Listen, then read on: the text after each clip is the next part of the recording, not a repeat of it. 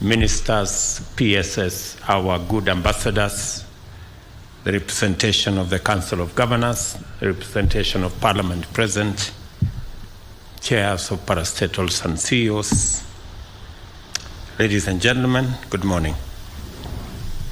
I welcome you to this very important occasion of signing our performance contracts. As has been said, the people of Kenya are the ultimate employers of all of us. They pay our salaries, they pay our allowances, and because they do, they legitimately demand of us that we meet our commitments, that the program that we sold to the people of Kenya, we keep, we perform, we implement, and we actualize what we committed ourselves to.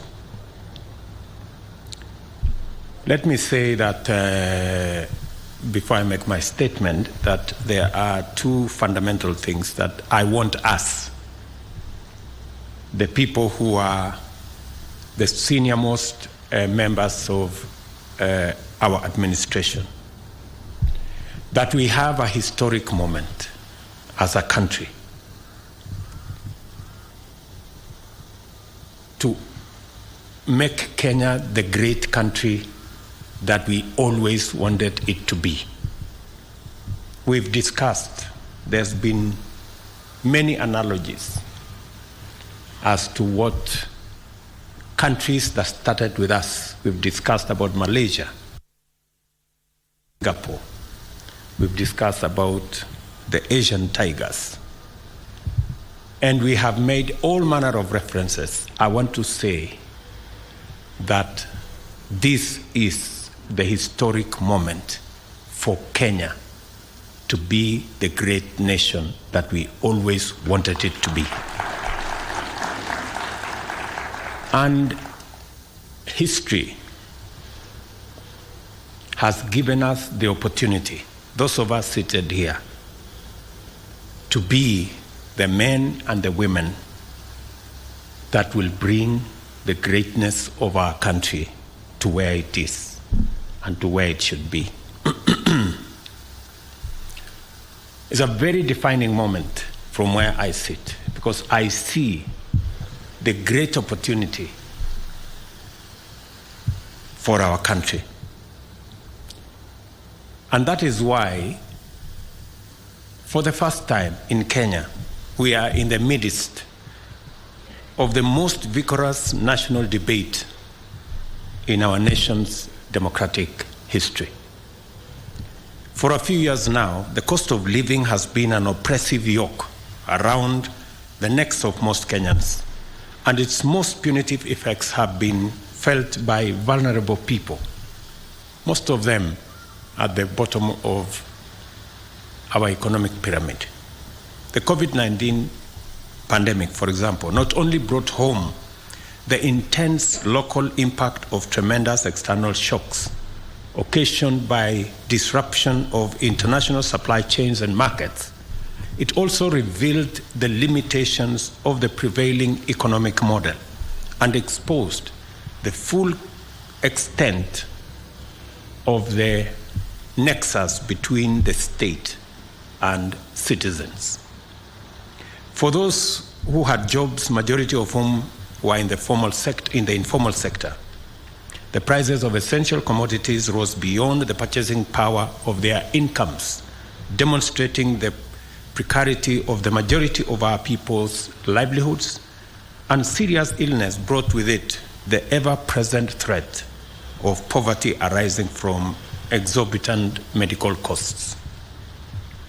Although there was opportunity to use the COVID-19 downtime to increase agricultural productivity, subsidizing farm inputs was not a priority compared to vendor-driven pandemic-related expenditure, which eventually failed due to wastage, corruption, non-performance, and delays. Other measures and programs undertaken during this time exacerbated the suffering of Kenyans at the bottom and made many people question the priorities of their government. This was the beginning of the national conversation that subsists to this minute and has anchored robust engagements which defined the last election and subsequent political and policy discourse. The primary bone of contention is, who does the government work for? An old and favored approach to answering this question was to pledge to do more, in fact, much more, of the same old policies, programs, projects, and interventions that have failed at such a high cost that poverty, unemployment, and underdevelopment are actually intolerable. The other option was to embrace a bold new vision and undertake ambitious interventions aimed at transforming the country's economy by creating jobs, increasing incomes, while ensuring that food, shelter, and health are available to everyone, especially those of us who are not privileged. I say this in reflection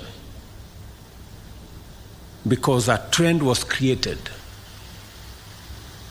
that using other people's money, which is debt, is a very innovative way of delivering government programs, which is the biggest fallacy, because as a result of using other people's money and contracting debt left, right, center, front and back, we drove our country almost to the brink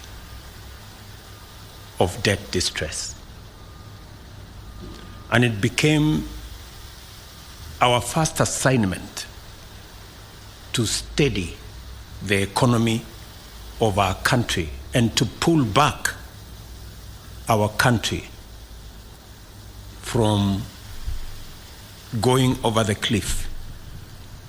I am very proud today that almost a year in, our economy has steadied.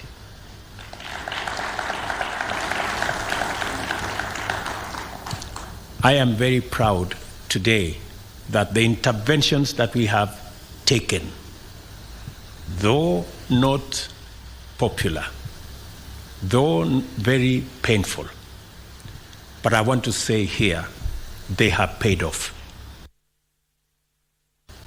Our country is on fairly sound economic footing. And our decision to do more around collecting our own taxes, to do more about living within our means, and to borrow less, and to work on our fiscal deficit, I must admit, has paid off better than I even thought myself. And I want to thank the people of Kenya for having confidence in the measures that we have taken. We engage Kenyans all over the length and breadth of our country on the most urgent priorities and the best ways and means of implementing them. Ultimately, it became clear that the new approach to national development was not only going to be ambitious and visionary, it was also going to be radical and transformative. To begin with, the plan was going to turn the national development agenda upside down. From the traditional top-down model that is essentially elite-centric to a bottom-up model that is citizen-centric and people-centered. Secondly, the model would aim to positively impact millions of Kenyans at the bottom by focusing interventions where the greatest number find their livelihoods, which is the informal sector and especially agriculture and the hustler economy. Thirdly, a new model will entail measures to not only create millions of jobs and increase incomes, but also reduce the cost of living by mitigating the cost of energy, transport, shelter, healthcare as a share of household incomes. We agreed with Kenyans that to deliver this transformative model, 5 sectors would form the core pillars of our agenda to bring down the cost of living, eradicate hunger, create jobs, expand the tax base, improve our foreign exchange balance, and deliver inclusive growth, and to do so from the bottom up. These sectors are agriculture, micro and small medium enterprise economy, affordable housing, universal healthcare coverage, and digital superhighway with a creative economy.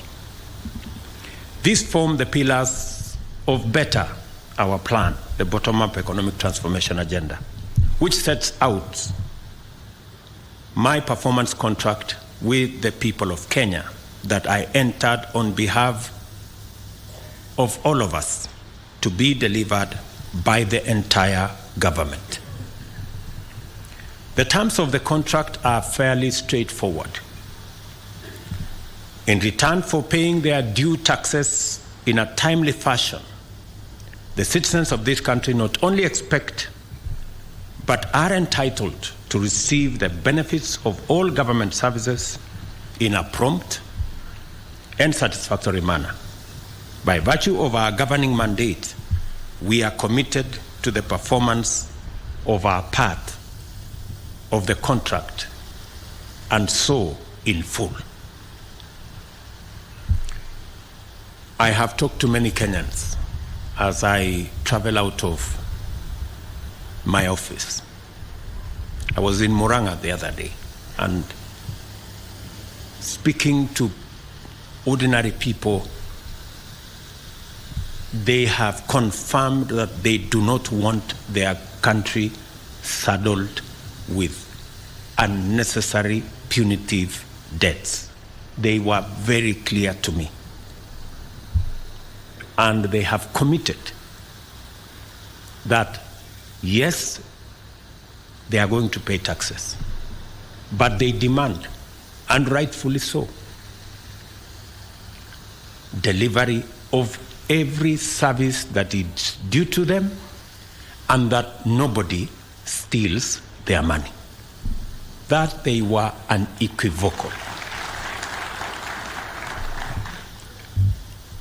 The robust national debate over the bottom-up economics demonstrated that the people of Kenya are highly engaged with the policies that affect their interests and are ready to give good policies a chance.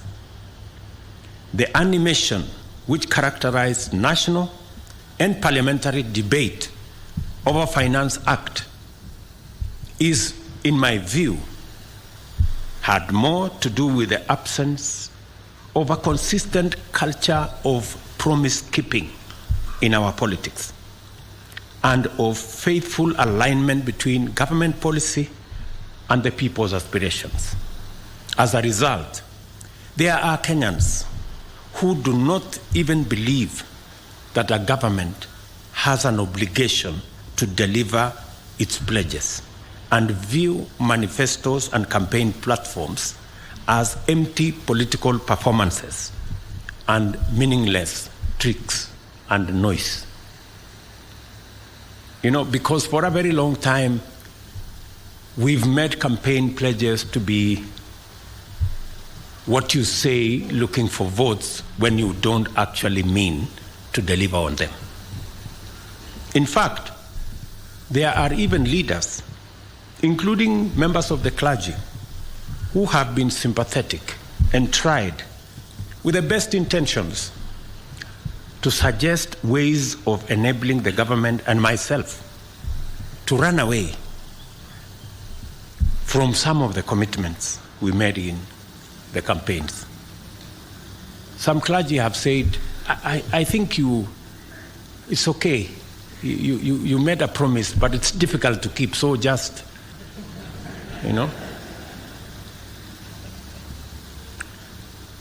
And it's because of the culture that has been built. Many people did not believe that we are going to have a hustler fund. Many people did not believe that we are going to reduce the cost of fertilizer. Many people did not believe that we are going to hire 55,000 teachers in under 1 year, because commitments, promises have been made with no intention to keep any of those promises. And I see the difficulty that people have when we have to make difficult decisions. They think that we have overcommitted ourselves. I want to tell the people of Kenya, the commitments we made, the promises we made, we will keep each and every one in full.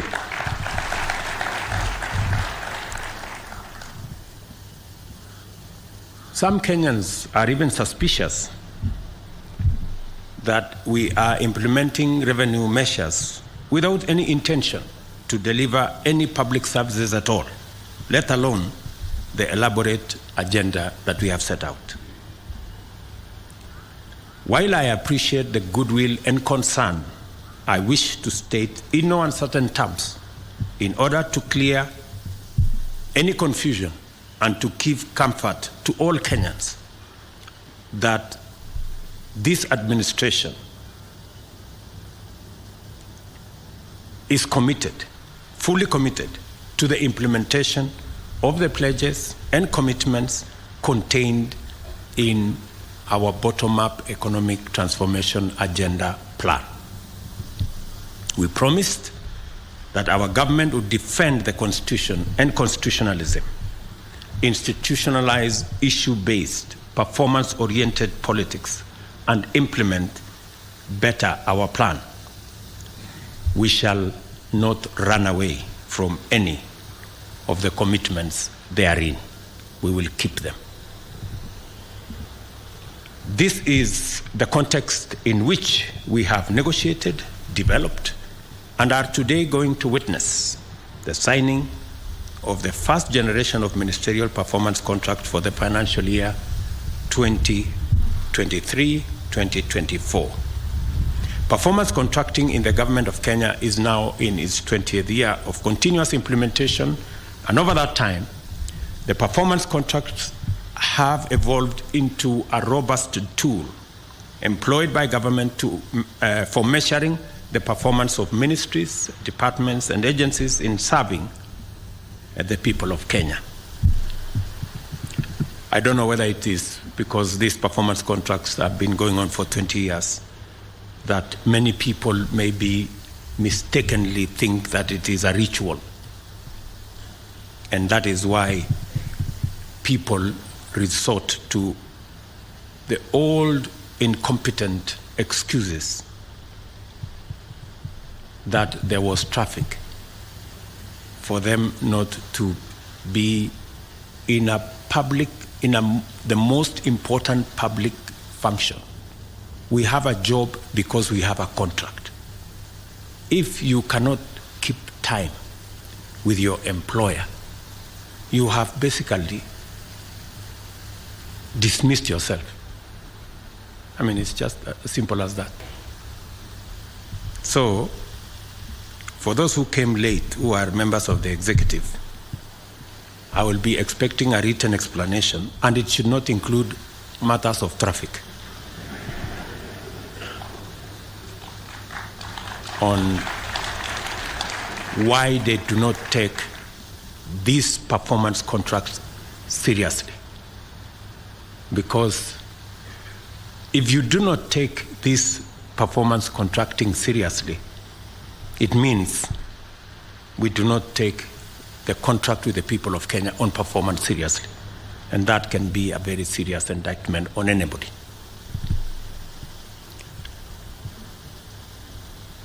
The performance contracts framework has also been critical in enabling government identify, collect, collate, and analyze vital information connected with the performance of public agencies. The overall result of this is that government decision-making has become increasingly evidence-based, and public officers have become increasingly aware of their accountability for actions and omissions, achievements, and mistakes. We have resolved to enhance the overall performance management framework and to leverage its tremendous potential by incorporating the actualization of the better plan, the government performance contracting and delivery mechanism. Our objective is to achieve the highest levels of efficiency and effectiveness in the delivery of public services, ensure accountability in the utilization of public resources, improve the mechanisms of service delivery, realign public agencies with their core mandates, and accelerate the completion of programs and projects. We are here to declare our intention to implement our commitments, serve Kenyans, and to do so in a highly systematic manner. Our performance shall be robust. Our purpose is to make sure that the stewardship of public authority and resources will be responsible, transparent, and accountable. We desire to actualize the twin mandates of citizens' rights and government's obligation by governing well in a people-centric, results-oriented manner. We have made sure that every ministry, department, and agency has aligned their performances and policies with the fourth medium-term plan of the Kenya National Vision 2030, which now incorporates key government priorities under the 5 better pillars. It is now a fundamental duty of cabinet secretaries, principal secretaries, chief executive officers of state corporations, and the principals of tertiary education institutions to implement obligations under their performance contracts by taking every measure to execute key government priorities on time and with the allocated resources. In keeping with our commitment to deliver, the performance contracts have been perfected through a rigorous process of vetting key priorities and ring-fencing their funding through the National Treasury. Every instrument that shall be derived from these contracts for implementation by MDAs must replicate this model, and it shall be the duty of cabinet secretaries to ensure full implementation and conformity. As I stated in April, during the launch of Performance Evaluation Report, performance management shall be implemented throughout government, and no public institution funded through the exchequer will be exempt. You will recall that in our manifesto, we set out the principles that would guide the implementation framework of the bottom-up economic transformation agenda, which is prioritization, sequencing, and financing. Today, we are translating this aspiration to actionable instruments and at the same time unpacking them into the following commitments. Absorption of allocated funds, including externally mobilized resources. And we have indicated in the performance contract, which every minister has a copy, and I also have a copy. So it will be easy for us to know who is doing what and who is not doing whatever. Measures to reduce the levels of pending bills. You know what we need to do about pending bills. Digitization of government services. I already asked every minister, every PS to make sure their ministries, state departments, parastatals, agencies under them work with the ministry responsible, ICT and Interior, to make sure that we use this, the digital platform, for purposes of efficiency, for purposes of ease of delivery of those services, and making sure that all public resources are accounted.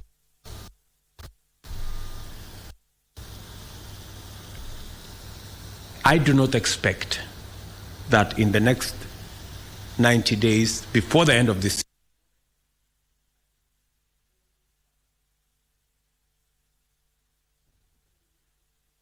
manual framework. I do not expect. Every government service must be not just on the digital platform, it must be delivered on the digital platform. From first today, I do not expect any other pay bill for any government agency except what we agreed, government pay bill that will be manned by Treasury.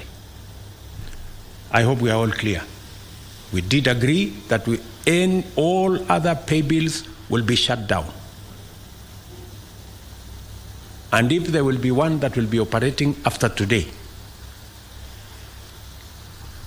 let me not say beyond that, right? Because for purposes of efficiency, we are on a digital platform so that there are no lost files, there are no gray areas, there are no corners that is gathering dust. We want to make sure that we can demonstrate productivity. It's also important that we complete projects. We have projects in ministries, in state departments that are 20 years old. I told the Ministry of Housing, we have markets, 180 markets that were started 15 years ago under the ESP program. We have now committed resources this year. All those markets should be completed as a priority in the next 1 year. All those markets should be ready. Matters environment are going to be front and center of what we will be doing as well. So the National Tree Cover Restoration Campaign is part of the delivery of every ministry and state department. We are looking forward to working on internship and industrial attachment. Again, the ministry concerned, we have agreed on what to do. This was our intention 5 years ago, but it was not delivered because of the old culture of making commitments that we didn't have any intention to keep. On internships this time around, we must keep our commitment. I have already engaged the private sector. We have agreed. Government is going to deliver progressively to 20,000 internships every year. The private sector have committed to me that they will deliver up to 50,000 internships every year. We want to see how we can grow this to 100,000 and make sure that we give a chance to many young people coming out of college, coming out of our universities, to practice what they have learned, either for a year or 2 years, acquire some experience, and find their way into employment and also into the market. Access to government procurement opportunities by young people, women, and persons living with disability. As I have said with clarity, that for a very long time, we invested a lot of resources in our human capital, and rightfully so. This year, we have committed 628 billion Kenya shillings for the education of the people of Kenya. That is huge resources. We are deploying additional resources in the hiring of additional teachers. We're deploying additional resources in making sure that we deliver on our TVET program. We are almost doubling resources that will go to our university education, and we are pulling all our universities from being saddled with debt because of the old funding model. But different from the past, this year, we not only have a program on education and training, we also this year have a program on what happens when our children come out of college, come out of school, and come out of our universities. That's why we have clarity on how we are going to create jobs this year. We have clarity that we are going to have a clear plan on how to create jobs. And I expect that every ministry and every department will be aligned, whether it is our housing plan to create 1 million jobs, whether it is our digital space and digital jobs and Ajira and ICT hubs to create digital jobs, whether it is the Ministry of Labor working with the Ministry of Foreign Affairs and all other departments that work with human capital development in that space for our foreign employment opportunities, targeting another 1 million or so jobs. That whole ecosystem is now going to be part of what we must deliver as government. We must deliver the jobs as much as we are delivering on education and training.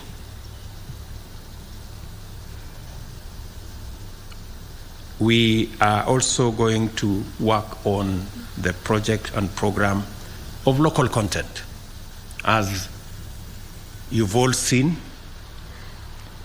we've talked about Build Kenya, Buy Kenya, Build Kenya. We've talked about local content.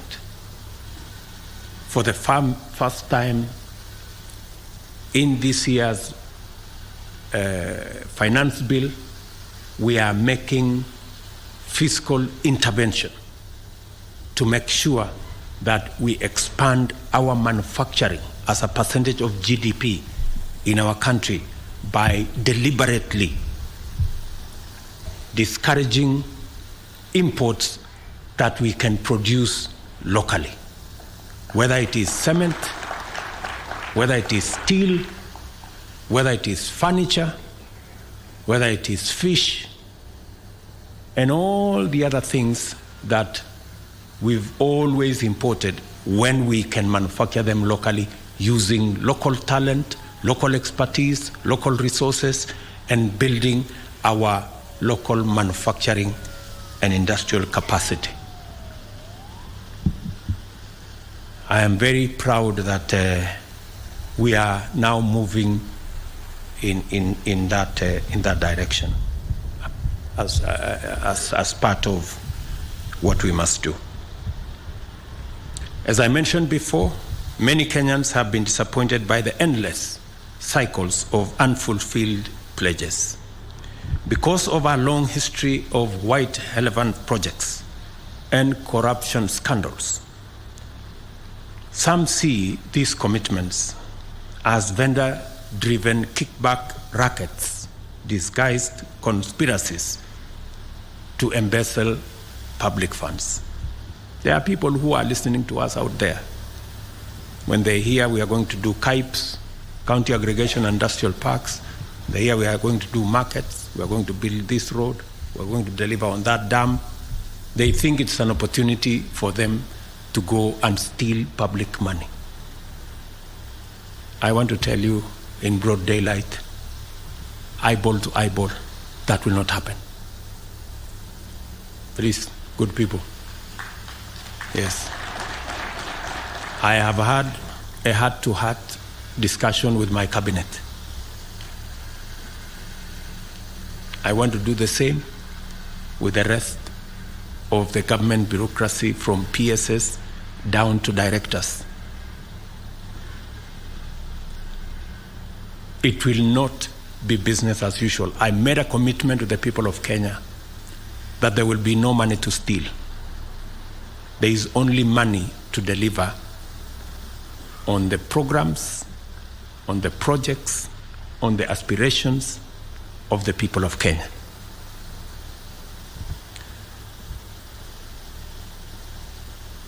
A political culture of poor promise-keeping, as well as endemic corruption, has done significant damage to our social fabric by eroding trust in government and widening the rift that separates citizens' aspirations from government policy.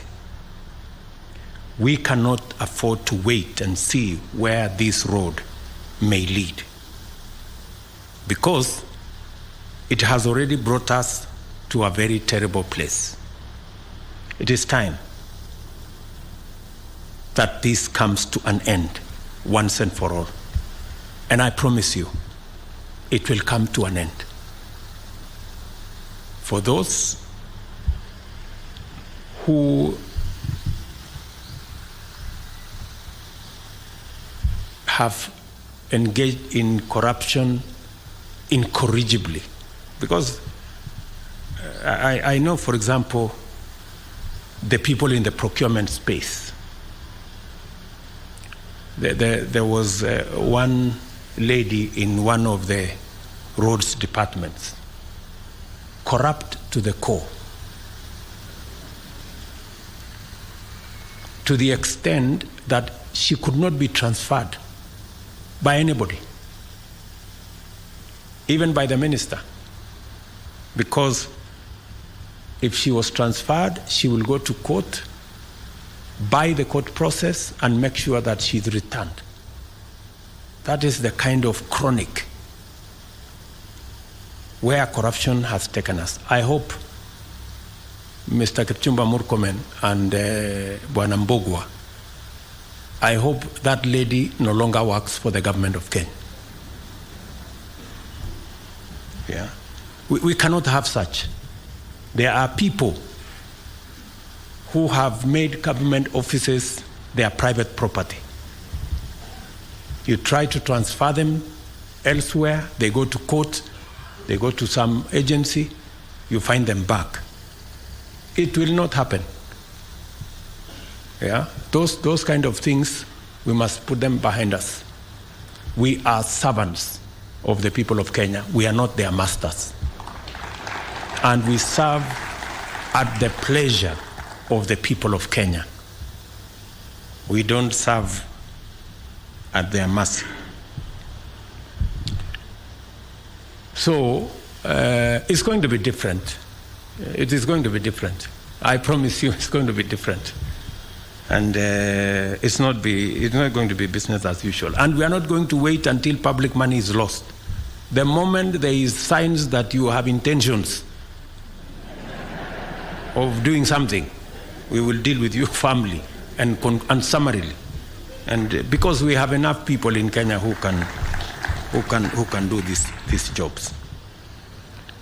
Under our new bold vision of radical transformation, we must simultaneously implement policies, programs, and projects to achieve inclusive growth, and at the same time undertake robust measures to eradicate corruption, wastage, and inefficiency.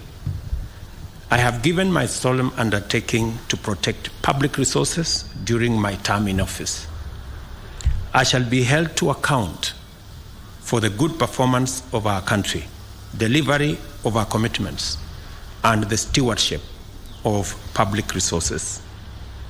I intend, by all means, to keep a good account of each of these mandates. I ask for your assistance, and all of us to commit to make sure that we don't disappoint the people of Kenya. In order to do this, I shall hold every officer serving in government, beginning with you people seated here, to account for both their performance in service delivery and stewardship of public resources.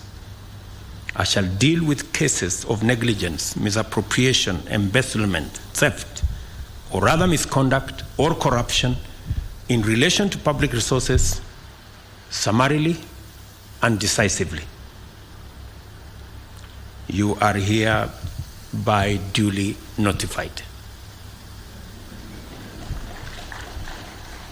I have high expectations of you because I am confident that by now you are familiar with the workings of government, accustomed with our work rate, and fully aware of our intention to implement all our commitments.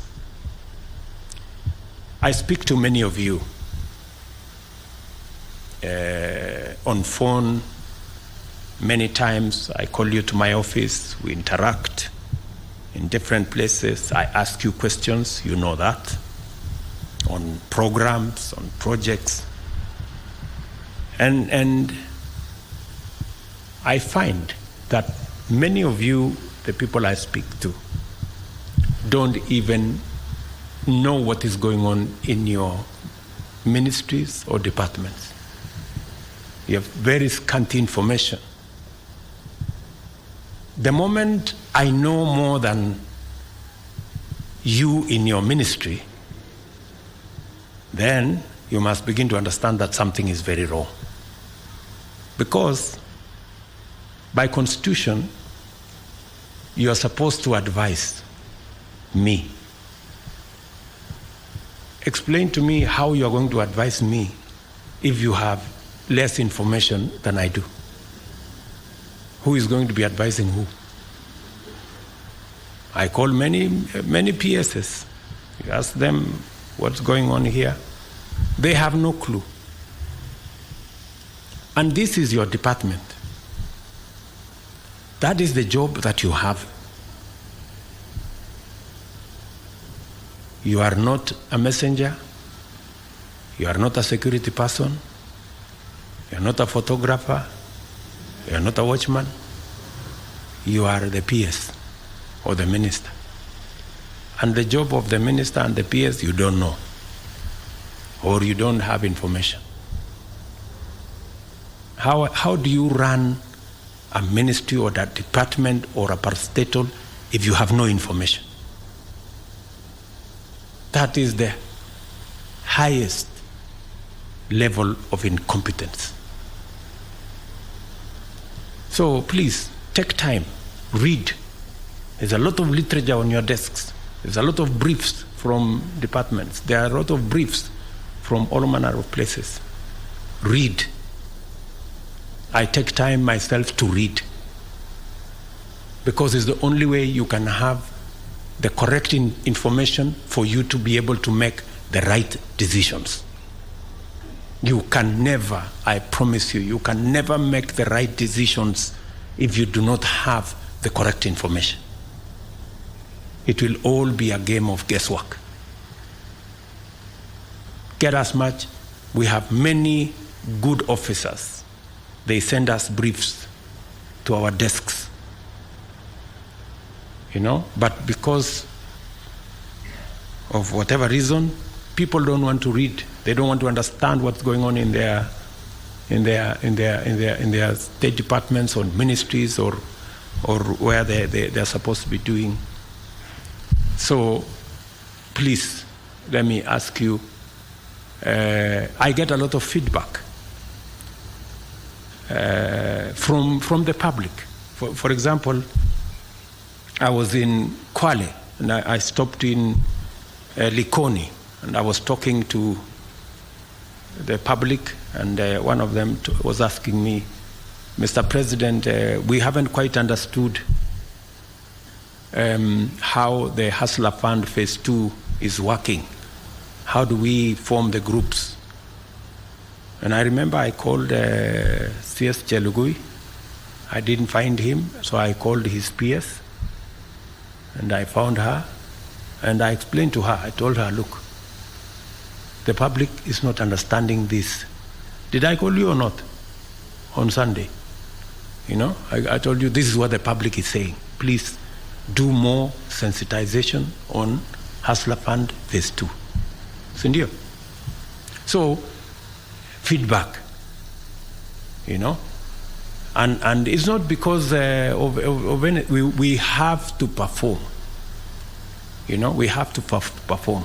So when you hear my deputy saying, find time, travel, but travel and see the people who have hired us, you know, go to different parts of Kenya so that you can get feedback from the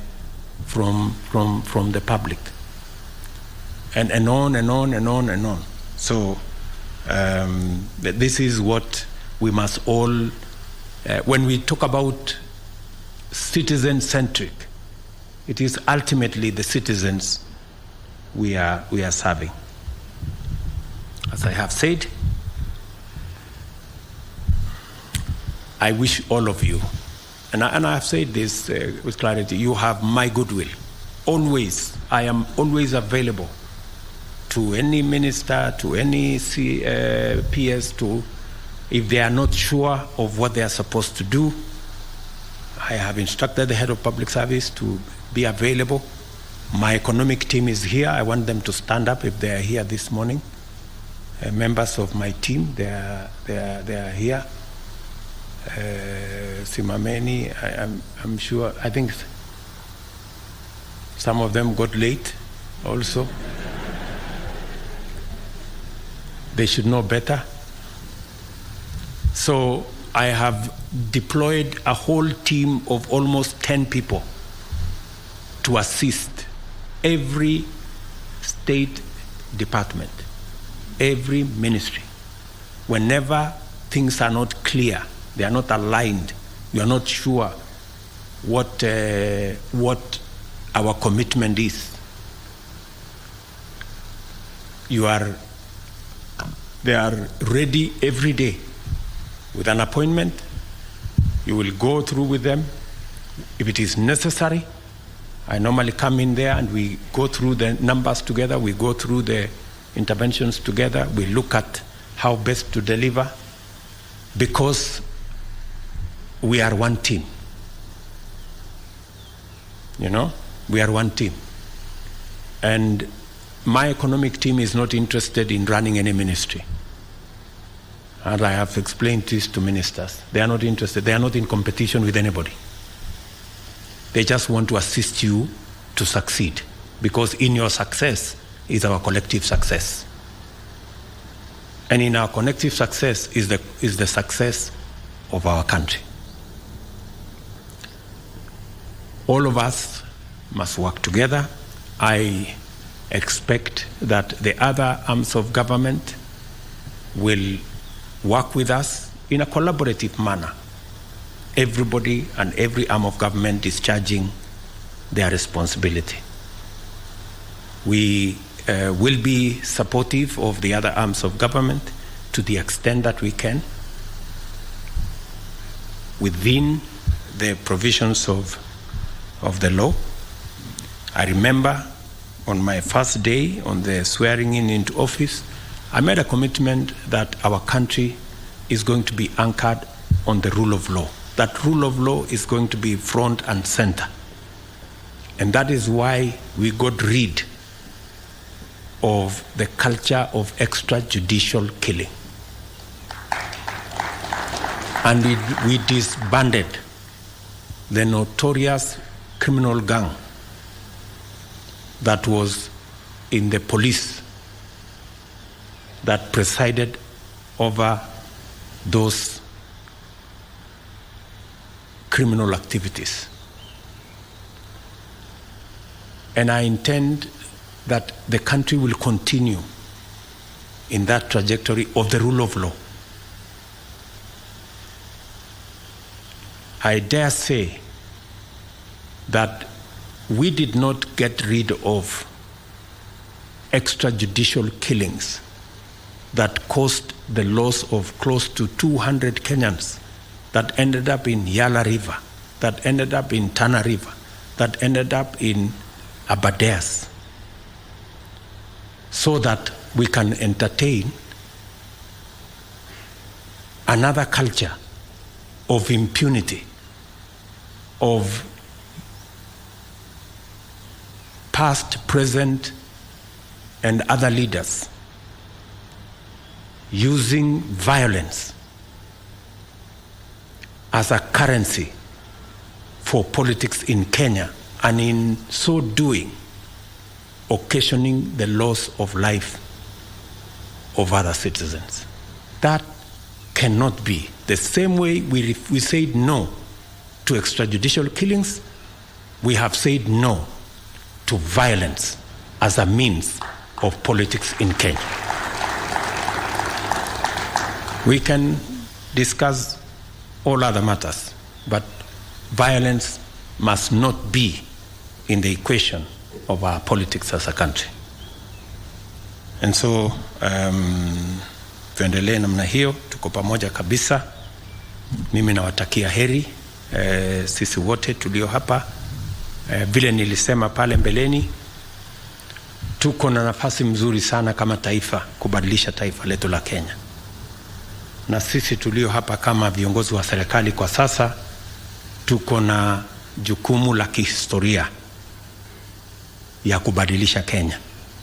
Ndio tumesema katika mpango wetu tuwe na mpango kamili ya kuhakikisha ya kwamba tuko na food security, tunazalisha chakula. Na mimi nawashukuru wakulima wa taifa letu la Kenya, ni wazalendo wa ajabu. Mwaka huu kazi wakulima wamefanya haijawahi kuonekana. Ndio tuzalishe chakula. We can actually double our food production in Kenya and eliminate the shame of hunger in Kenya. Vile vile tuko na mpango kamili, mpango mzima wa kuzalisha ajira katika taifa letu la Kenya, kupitia mpango wa housing, kupitia mpango wa digital jobs, mipango mingine ya kuzalisha ajira, na vile vile kukuza uchumi wa taifa letu la Kenya. Ndio tuongeze mapato, tuondoe umaskini. That plan, we have a historic moment to achieve it. And I am trusting you as the senior most team to provide leadership, working of course with our development partners and all the other good people that are working with us.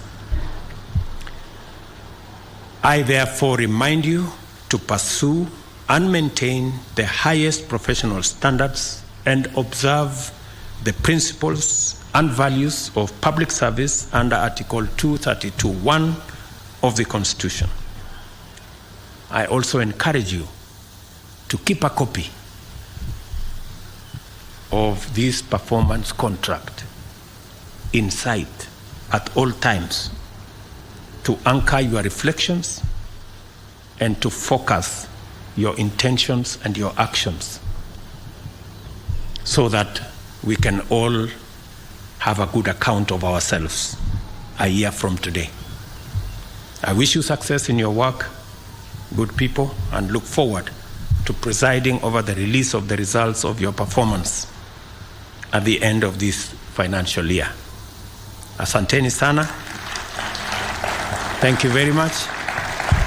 God bless you, and God bless our great country, Kenya. Asanteni sana. Thank you.